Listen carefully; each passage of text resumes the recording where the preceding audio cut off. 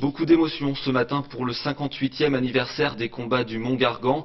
L'événement a été célébré à la stèle de Saint-Gilles-les-Forêts en Haute-Vienne. En juillet 1944, le maquis commandé par le colonel Guingouin avait résisté à une attaque de l'armée allemande. C'est une page particulièrement marquante de l'histoire régionale. Christian Bélingard, Gilles Arizoli.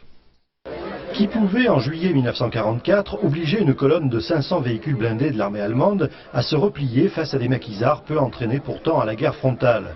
C'est ici au Mont Gargan, il y a 58 ans, que Georges Guingouin entrait définitivement dans l'histoire de la résistance, en remportant une incroyable victoire contre l'occupant.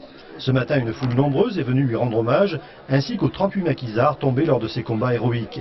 Le colonel Guingouin a souligné que les maquisards avaient contribué à ralentir la progression des Allemands vers les plages du débarquement. Et il a insisté par ailleurs sur sa position intransigeante vis-à-vis du Parti communiste. En 1941, j'étais considéré par la haute direction du Parti communiste français comme un fou qui vit dans les bois. Alors que la même année, le gouvernement de Vichy, par l'intermédiaire de ses gendarmes, avait placardé à la porte de mon logement de fonction, ici, à Saint-Gilles, un ultimatum enjoignant au dit Guingouin de se présenter dans un délai de 10 jours.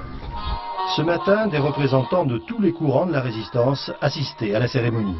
Nous devons assister à toutes ces manifestations tant que notre état de santé nous le permettra, pour montrer aux jeunes ce que, malheureusement, on n'a pas toujours expliqué, ce que les sacrifices qui ont été faits pour la résistance.